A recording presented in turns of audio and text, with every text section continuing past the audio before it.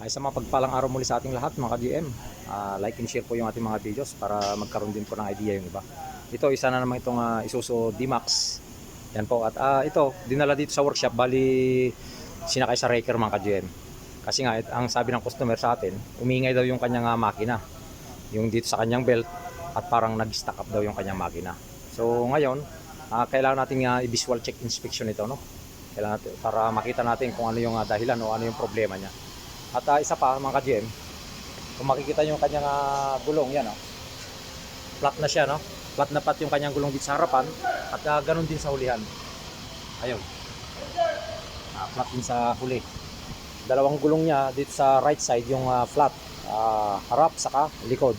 Tapos ito nga, i-check natin yung ingay ng makina o kaya yung sinasabi ng customer natin na stack up daw. Ngayon binisual check po natin, no? Ito yung nakita natin, yung kanyang AC compressor, yan, no? Saka yung kanyang belt, kung mapapansin po ninyo, yun yung tinuturo ng kamay ko, nag-melting na siya. So may posibilidad to na nag-stack up yung kanyang compressor, no? Yung kanyang aircon compressor. So yan, kung makikita po natin, yan, no?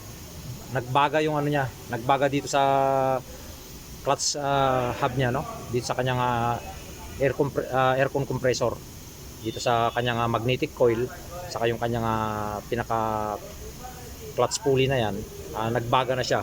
Yan, so nag-stack up siya. Yan po yung maingay na nakita natin. Yan, oh, pulang-pula siya, oh, kasi nagbaga nga siya. Kaya ang ginawa ng customer natin ay sinakay na lang niya sa wrecker para madala dito sa workshop. So yan po, at i-check din po natin yung kanyang makina. Tapos dito sa kanyang langis, 4 change oil din na rin ito kasi nga sa kanyang kilometer, yan, okay naman siya dito. At yun lang po yung ating nakita mga ka-GM, itong kanyang aircon compressor, yung kanyang pinaka aircon compressor, no? Yan po yung problema na nakita natin. At saka itong kanyang belt, dahil nagbaga na yan at malapit nang maputol dito, dumikit na dito sa kanyang magnetic coil, dito sa kanyang AC compressor. So yan po, at i-check pa natin yung mga ibang problema nito dahil yun yung complaint ng customer natin. Saka yung kanyang gulong, i-repair natin yan, titignan natin kasi bago pa itong kanyang gulong, oh. Tapos na-flat siya, siguro may puncture ito, ganoon din dun sa likod. So maraming salamat po sa patuloy yung support at panonood ng aking mga videos.